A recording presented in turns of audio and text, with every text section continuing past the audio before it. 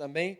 Eu queria ir para o texto, queria ler um provérbio, capítulo 15 do livro de Provérbios.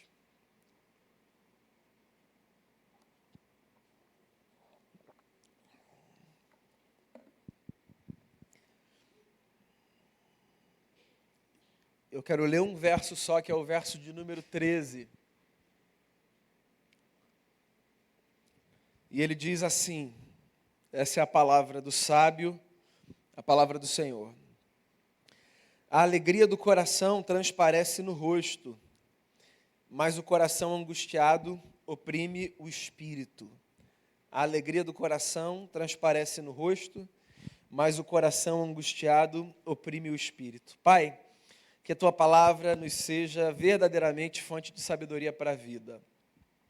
E que a gente aprenda de Ti a viver da forma certa, expressando do lado de fora as mudanças que a gente experimenta na vida do lado de dentro.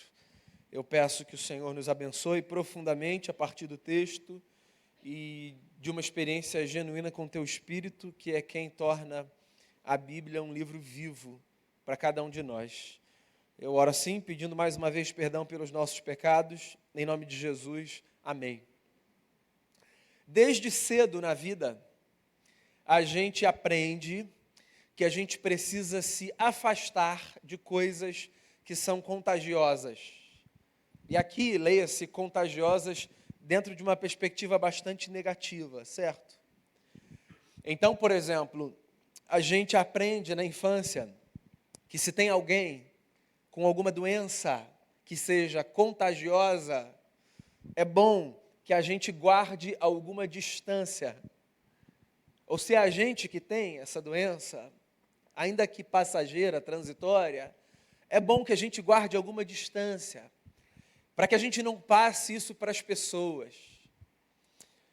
A gente aprende, por exemplo, que existem outros contágios de ordem negativa que também são contágios muito perniciosos, justamente por serem de ordem negativa, e que não tem a ver necessariamente com uma doença, com uma infecção viral ou bacteriana.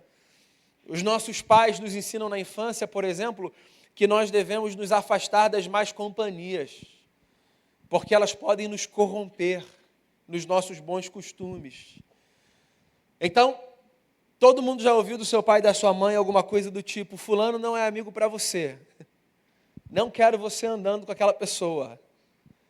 Companhia perigosa. Nós costumamos pensar nessa ideia do contágio dentro de uma perspectiva negativa.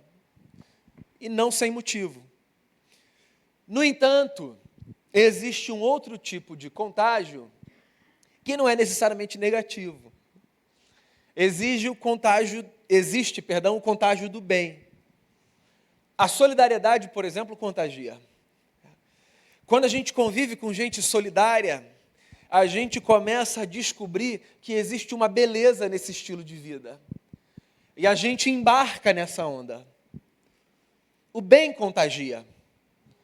Estar perto de pessoas bondosas nos faz pensar 2 vezes, 3 vezes, 10 vezes, quando à nossa mente vem algum desejo que seja maldoso.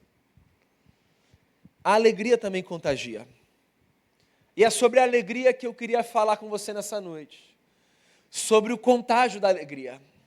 Esse contágio que obviamente não tem a ver com algo negativo, mas essencialmente com algo positivo, necessário e fundamental para a vida. A alegria é uma emoção, certo? Que todo mundo experimenta. E que provoca na gente sentimentos de várias ordens. A emoção da alegria provoca na gente o sentimento de satisfação, de contentamento, de excitação. A alegria, quando experimentada, faz com que a gente tenha prazer diante da vida. Tem uma fala do Shakespeare, em um dos seus textos, em que ele diz que a alegria evita na nossa vida 1000 males e prolonga a nossa existência. Pode ter mais a ver com uma afirmação poética do que científica. Os cientistas de plantão podem dizer melhor do que eu. Mas, de fato, é uma verdade que quando a gente está perto de gente alegre, a gente, tem a sensação de que a vida dessa pessoa, em alguma medida, é mais leve e de que, de alguma forma, a menos que alguma coisa aconteça, ela simplesmente vai caminhar. Porque não há muito peso na vida daqueles que vivem com alegria. A alegria é uma emoção curiosa, porque é de um tipo que não consegue ser escondida, certo? Pessoas alegres evidenciam no seu rosto a emoção que vivem. Então, por exemplo, às vezes você conversa com alguém com quem você tem ou bastante intimidade ou um mínimo de intimidade, e você faz uma pergunta que todo mundo já fez ou que todo mundo já recebeu. Está tudo bem com você? E aí a pessoa, por alguma razão, resolve ser superficial e só diz assim, tá tudo bem, sim. Mas ela está cabisbaixa, ela está com um semblante fechado, ela está com uma voz embargada. E ou você replica dizendo, tá tudo bem mesmo? Ou você só pensa, não tem nada bem. Porque quando as coisas vão bem, de alguma forma, se as coisas irem bem, tem a ver com a alegria da vida, esse negócio aparece. Porque a gente não consegue esconder na nossa feição uma emoção tão forte e tão visceral quanto a alegria. Como a gente vê a alegria no rosto, qual é a leitura que a gente faz? Que a alegria tem a ver com as coisas externas da vida, com as circunstâncias, com os momentos. Porque se é um negócio que a gente vê aqui do lado de fora, instintivamente e automaticamente a gente vai pensar que essa emoção é uma emoção que está condicionada às circunstâncias. E aí a gente vem para um texto, que é a fala de um sábio, que nos lembra que, na verdade, o nascedouro das nossas emoções não tem a ver necessariamente, nem fundamentalmente, com as circunstâncias externas, mas com o nosso coração. Eu acho que foi no domingo passado que eu disse isso, eu quero repetir, e prometo repetir vezes sem conta aqui desse púlpito, sempre que eu me perceber na necessidade de falar de algo tão fundamental para a nossa fé. A Bíblia é, acima de qualquer coisa, um livro de sabedoria, certo? Então, a Bíblia não é esse livro que vai dar para você e para mim regrinhas muito prontas e objetivas para a vida. A Bíblia é de um tipo de livro que apresenta para a gente princípios que às vezes confirmam aquilo que a gente aprendeu na infância, mas às vezes bagunçam a nossa cabeça e viram do avesso toda a organização que a gente tinha a partir daquilo que a gente aprendeu. E se você aprendeu na sua vida que a alegria tem a ver com o que te cerca, aqui há um livro de sabedoria que diz que o nascedouro das nossas emoções, da alegria inclusive, é o nosso coração. Então, antes de eu ir a fundo um pouquinho nesse ponto, deixa eu falar uma coisa para você. Todas as coisas significativas da nossa vida nascem no coração, certo? É evidente que existem muitas coisas que acontecem do lado de fora, no ambiente que nos cerca, no lugar onde nós estamos, nas relações que nós travamos. Mas todas as coisas profundas e significativas da vida têm a ver com o coração.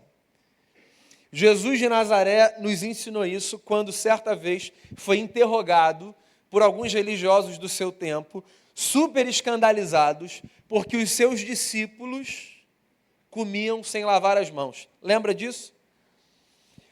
A refeição nos é sagrada, mas para um judeu do primeiro século, ela era infinitamente mais sagrada do que nos é a nós hoje. E ela nos é sagrada, dentre outros elementos, pelo fator higiene, né? Pois um judeu do primeiro século tratava a refeição como um elemento sagrado, não apenas pelo fator higiene ou pela consciência de que a refeição possibilita que a nossa vida continue no seu curso natural. Havia uma compreensão religiosa de que a mesa era uma dádiva dos céus. Por isso que a tradição de Jesus nos ensina a dar graças antes da refeição. Porque esse ambiente da mesa é uma dádiva dos céus. Então, quando os discípulos de Jesus se aproximam da mesa e não fazem o que os judeus faziam, que era um ritual de purificação, a supressão dessa prática, do ritual de purificação, escandaliza os religiosos, a ponto deles olharem para Jesus e falarem assim: vem cá, os seus discípulos comem e eles não lavam as mãos. Eles não têm consciência da sacralidade desse ambiente. E aí Jesus, sabendo que o que aqueles homens queriam era provocá-lo enquanto um mestre, faz a eles uma lembrança fundamental para a vida. O que é que Jesus diz? Ele diz assim: vocês não aprenderam ainda que o que contamina o ser humano não é aquilo que entra pela boca, mas aquilo que sai do coração? E Jesus ainda deixa o cenário mais claro quando ele diz assim: o que entra pela boca sai. Agora, o que vem do coração e vai encharcando tudo.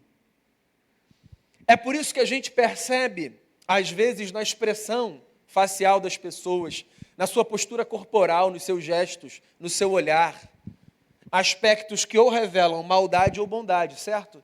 Tem gente com quem você não precisa conversar para que você tenha certeza de que essa pessoa é uma pessoa boa ou uma pessoa má. Afeições que são tão carregadas, tão pesadas, que nos dão a sensação de que daquela pessoa, sem que a gente tivesse trocado uma palavra, sob o risco da gente errar no nosso julgamento. Existem pessoas das quais a gente se afasta só pelo semblante. E existem outras que nos convidam com o olhar, sem que troquem com a gente uma palavra. Porque o que sai do coração nos encharca de tal maneira que nós não conseguimos proteger o mundo do que aparece nessa tela, que é a nossa face. E é por isso que o sábio, no provérbio, diz que o coração alegre aformoseia o rosto. Então, o que ele está dizendo é que o movimento da vida não é de fora para dentro. O movimento da vida é de dentro para fora. E aí talvez aqui valha uma lembrança que nos diferencia enquanto cultura da tradição judaica, do mundo antigo, em que o sábio vivia.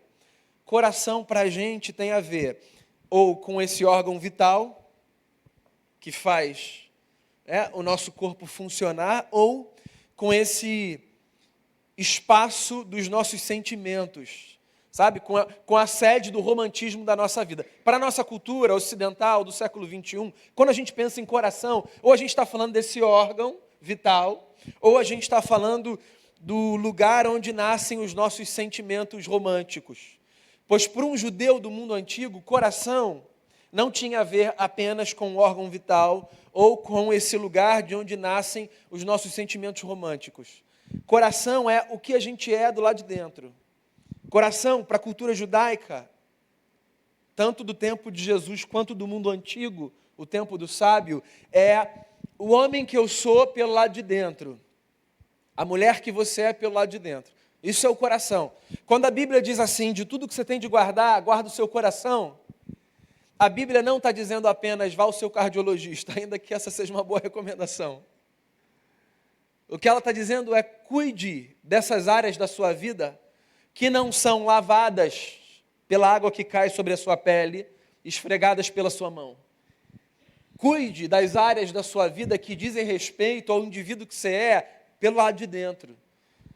Cuide dos seus afetos, cuide dos seus desejos, cuide dos seus impulsos, cuide da sua ética, cuide dos princípios, cuide da sua moral, cuide do que é invisível para os outros num primeiro momento, cuide de tudo aquilo que constitui a sua existência pelo lado de dentro e que em algum momento vai aparecer Em maior medida para quem está perto, em menor medida para quem está longe.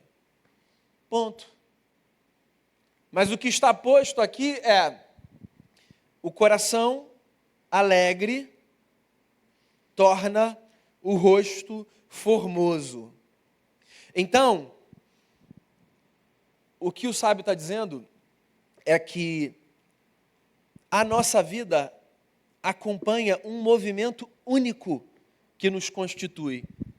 Nós não somos resultado do que vem do lado de fora. Nós somos resultado do que vem do lado de dentro.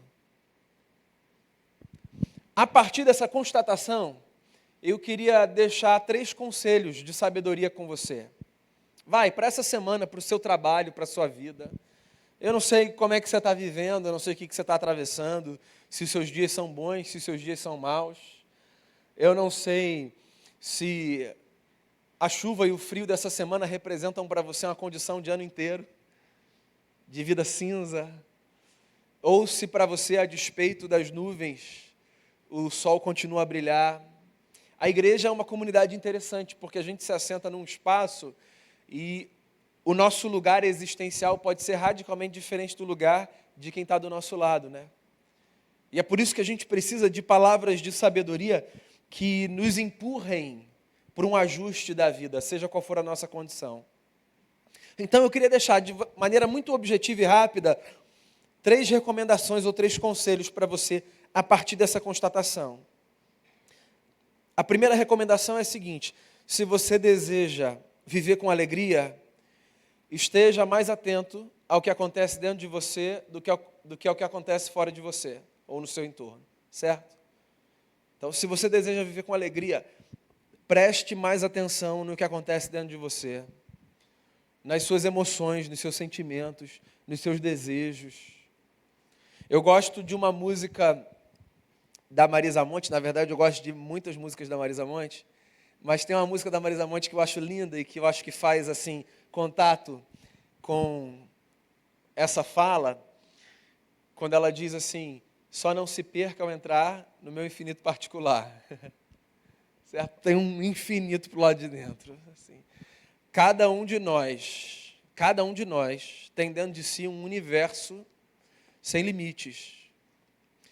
E nós somos muito curiosos quanto ao universo que nos cerca. A gente faz observação, a gente olha para fora, a gente olha para o lado. A gente acompanha a vida do outro na rede social.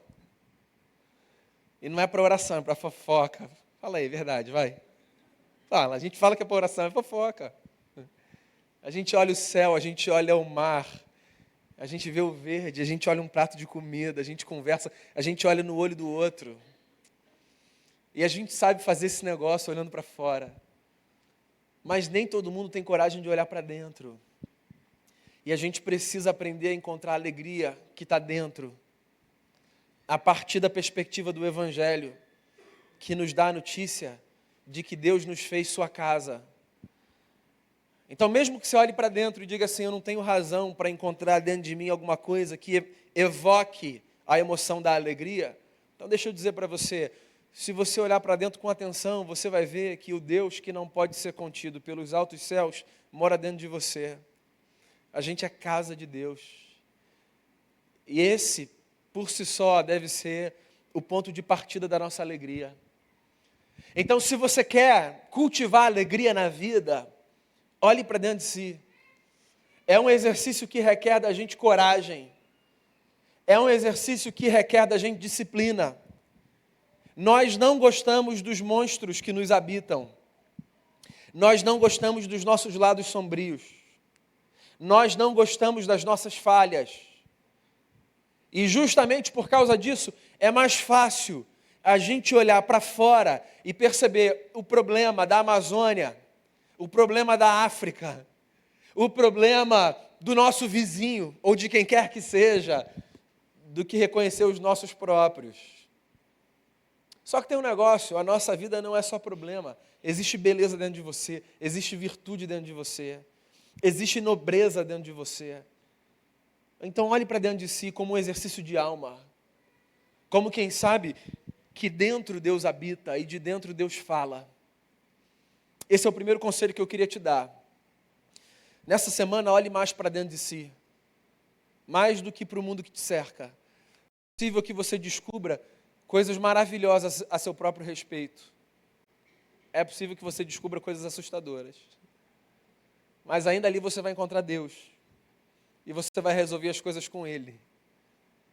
Segundo conselho que eu queria dar a você, lembre-se de um negócio. Viver alegre significa escolher acreditar que mesmo que as circunstâncias nos sejam desfavoráveis, é possível assumir outra postura para a alma, certo? Eu acho que essa é uma das maiores belezas da comunidade dos discípulos de Jesus. Nós somos, pela esperança, empurrados para não permitir que a nossa alma acompanhe o ritmo das circunstâncias.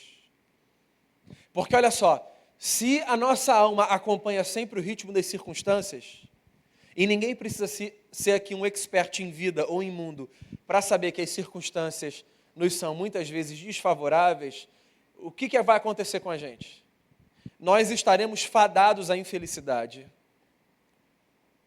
Nós somos seguidores de Jesus.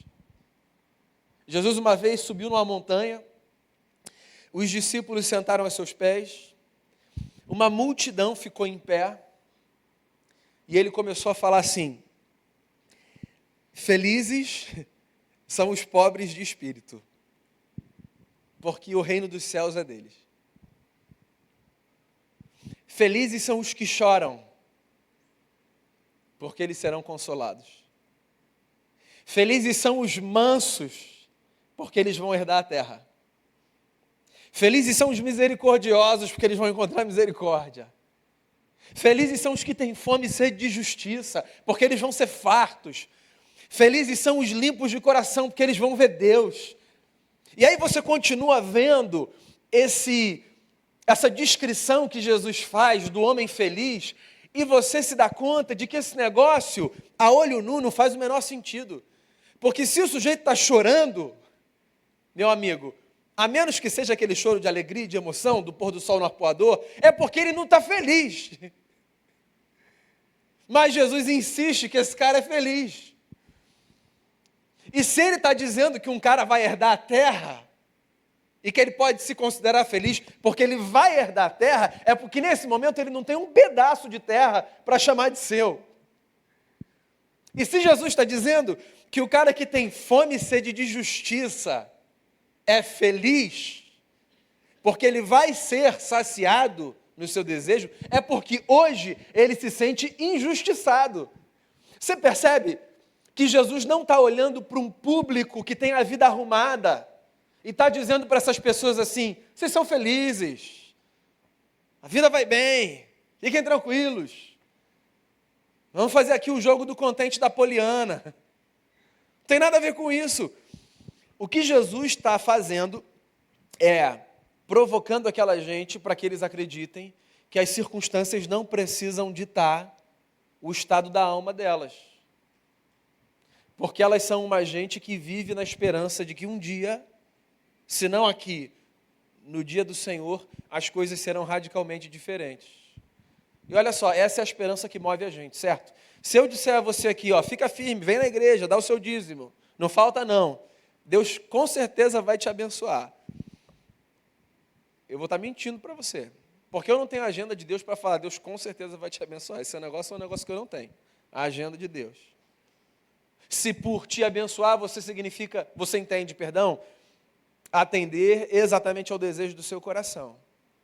Agora, uma coisa eu posso falar para você: permaneça firme na esperança do Evangelho, porque em algum momento, ou nessa vida, ou no dia de Cristo Jesus, você vai ver a superação de todos os seus dilemas, e o curso da sua existência desse dia para frente vai ser como o que a gente cantou aqui na última canção: sem choro, sem angústia, sem morte, sem guerra, sem dor, sem sofrimento. Essa é a nossa esperança. A gente sepulta, gente, não sepulta? Filho de crente morre. Marido de crente morre, mulher de crente morre, pai de crente morre. A gente recebe notícia ruim, não recebe? De câncer? Ou de qualquer outra doença que nos acomete, a nós e aos nossos. A gente recebe notícia assim. Crente também morre de bala perdida, não morre? pois a nossa alegria não tem a ver com as circunstâncias. E não são elas que vão ditar o estado da nossa alma, ou pelo menos a gente deve se esforçar para isso. Porque a gente é da tradição de Abacuque, um homem que diz assim: pode não ter gado no curral, o produto da oliveira pode mentir, e eu posso não ver animal nenhum no pasto, e tudo pode ruir, ainda assim, o Senhor é a minha força, e Ele faz os meus pés como os da corça. Eu queria recomendar a você um livro de um teólogo conservador chamado John Piper. Ele escreveu um livro chamado O Sorriso Escondido de Deus. Ele conta a história de 3 homens. Ele conta a história de John Bunyan, que escreveu O Peregrino. Ele conta a história de David Brainerd, um missionário do século XVIII entre os índios, nos Estados Unidos da América. E ele conta a história de William Wilberforce, que foi um homem do parlamento inglês no período da luta pela abolição da escravatura. E esses 3 homens, segundo o olhar do John Piper, lindo nesse livro, foram homens capazes de nos ensinar que existe um sorriso escondido da parte de Deus na nossa vida. Que é o sorriso que se revela não quando as circunstâncias nos são favoráveis, mas quando, a despeito de as circunstâncias nos serem desfavoráveis, ainda assim a gente consegue perceber a beleza de um Deus que se faz presente na nossa história, seja qual for a situação. Se você está na igreja desde a década de 80, quando as canções que não do inário eram chamadas de corinhos, você vai se lembrar de um corinho simples, zero sofisticado, que dizia assim: eu quero ele dizer que Deus gosta de você, seja qual for a situação. Lembra disso? Então é isso, ponto. É isso. Então a gente tem alegria na vida também por causa das circunstâncias. Nós não somos de isopor ou de plástico. Entende? Eu não estou estimulando você a ter uma relação apática com o mundo. As circunstâncias nos afetam. As doenças nos afetam. A maldade nos afeta. As injustiças nos afetam. Mas nós não permitiremos que a nossa alma esteja aliançada às circunstâncias. Porque por causa da esperança do Evangelho e porque Deus mora na gente, através do Espírito do seu Filho Jesus, a despeito de qualquer circunstância, a gente pode respirar fundo e dizer: Deus está comigo. E o terceiro e último conselho que eu queria te dar, a partir desse texto, é uma lembrança do contágio da alegria. Porque, olha só, simples assim. Assim como a alegria faz com que o coração contagie o rosto, o sorriso no seu rosto pode contagiar o coração de alguém, fazendo com que o rosto desse alguém, por causa do coração contagiado pela sua alegria, seja também um semblante de alguém que descobriu que existe alegria na vida. O que eu estou querendo dizer com isso é que, se não por você, pelo seu semelhante, você pode cultivar a alegria como uma emoção, assim, fundadora da vida. Você sabe por quê? Tem gente que vai ter esperança porque vai ver um sorriso no seu rosto. E o curso do dia daquela pessoa vai mudar radicalmente. Porque ela olhou para você e ela viu no seu rosto uma alegria que talvez até aquele momento ela desconhecesse. E isso pode mudar a vida dela. Todos nós, a gente vive numa era de influenciadores, né? Então tem gente que faz desse lugar de influenciador uma carreira, certo? O sujeito faz grana real, como um influenciador digital, certo? Pois então, todos nós somos influenciadores e todos nós somos influenciados, o que é positivo, mas o que traz para a gente é uma grande responsabilidade, porque se eu tenho a consciência de que eu influencio, eu preciso todos os dias me lembrar do tipo de influência que eu quero exercer sobre as pessoas. E eu não quero ser contado entre aqueles que influenciam as pessoas de maneira negativa. Eu não quero, honestamente, eu não quero ser contado como sujeito acerca de quem as pessoas dizem, o Daniel vem lá, vamos sair fora, porque meu amigo, o cara para deixar o nosso dia pior. Tem gente que é assim, né? O sujeito se aproxima, espalha o grupo, certo? Porque é só tragédia. O sujeito não vai falar outra coisa que não seja uma tragédia. Então você já tem as suas próprias, e aí você vai receber aquela... É quase que um repertório daquele programa policial de 6 horas da tarde, mais ou menos, que te conta tudo o que aconteceu no dia de trágico, que não salva nada. Você não conhece gente assim porque todas as pessoas que você conhece são bem resolvidas e equilibradas, mas tem gente assim no mundo, distante, não aqui nesse ambiente, nem perto da gente. No mundo tem gente assim. E isso é muito ruim, muito ruim. E eu não quero ser contado como sujeito que vive assim. E eu acho que ninguém aqui merece ser contado como alguém que vive assim.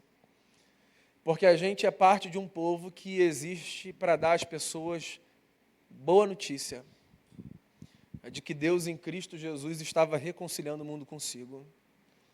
Então, não apenas com as suas palavras, mas com os seus gestos e com a sua vida, seja um portador, uma portadora de boas notícias. Permita que a alegria do teu coração suba para o teu rosto e que do teu rosto inunde o coração de alguém e suba para o rosto desse alguém, porque existe um contágio que é o contágio do bem. E foi Jesus quem nos ensinou que, a despeito das circunstâncias, eu e você podemos viver com alegria no coração.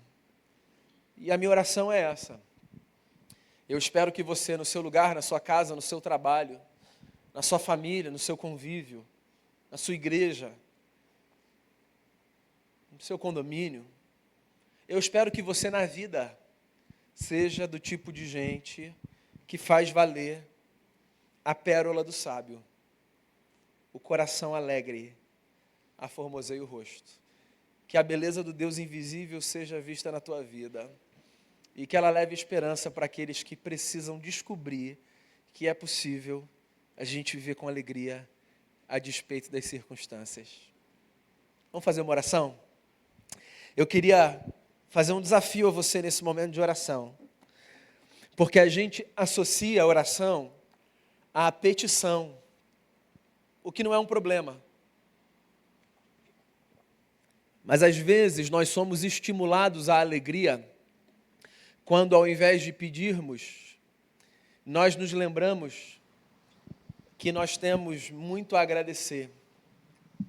E eu queria encorajar você, nesse momento, a se lembrar de alguma coisa pela qual você pode agradecer a Jesus, o seu Senhor. E aí, no seu lugar, de maneira silenciosa, fazer uma oração de gratidão a Deus. Porque a gente tem muito pelo que a gente pode agradecer. A gente começou esse culto nessa noite cantando, dizendo sim, há motivos sem fim para louvar e bendizer o teu nome. É possível que você tenha vindo aqui nessa noite com pedidos no seu coração. Fica tranquilo, Deus os conhece. E Ele sabe o que é melhor para a gente. Nesse momento eu queria desafiar você a agradecer. E a dizer, Pai, eu queria te agradecer por isso. Queria te agradecer por aquilo. Eu quero me lembrar. O profeta disse, eu quero trazer à memória o que me dá esperança. Nós precisamos nos lembrar daquilo que enche o nosso coração de alegria. Para o nosso dia ser bom. Para o nosso dia ser um dia de paz. Para a tragédia não fazer com que a gente surte 7h20 da manhã. A gente precisa se lembrar da bondade do Eterno. Pois faça a sua oração aí no seu lugar e agradeça a Deus pelo que você tiver de agradecer. Que a gente construa nesse momento um altar de gratidão a Jesus, nosso Senhor.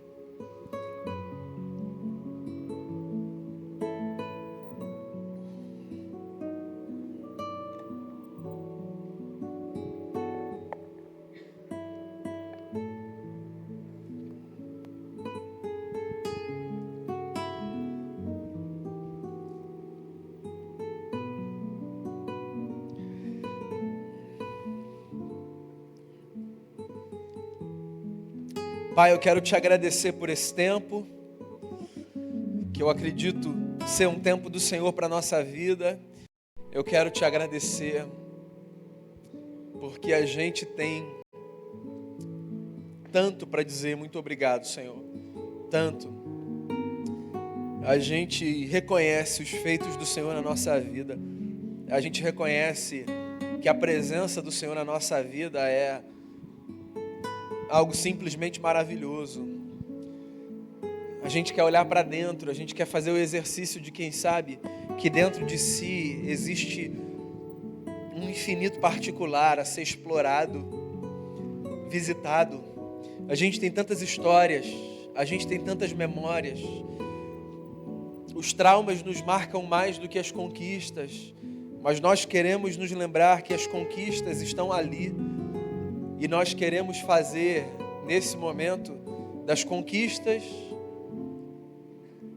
das expressões de graça, de bondade, de tudo aquilo que a gente pode chamar de bênção, a gente quer fazer um altar ao Senhor.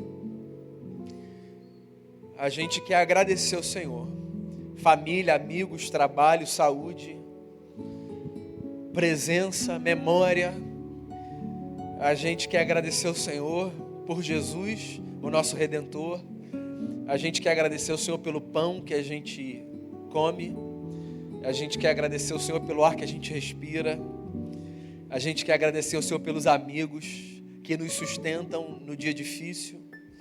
A gente quer agradecer ao Senhor pelos ciclos da vida. A gente tem tanto para te agradecer. Que a gratidão encha a nossa vida de alegria. E que a nossa alegria inunde o coração de quem ainda não a experimentou. E que a gente possa dizer, é por causa de Jesus na nossa vida. Que o contágio do bem seja uma experiência comunitária. Que a gente possa, com a nossa vida, com a nossa esperança, contagiar e ser contagiado pelo próximo. Que a Tua presença, Senhor, dê para essa semana na nossa vida força, graça, paz e sentido. E que por tudo a gente te agradeça. Todos os dias da nossa vida, em nome de Jesus. Amém. Amém. Deus abençoe muito sua vida com paz e com alegria.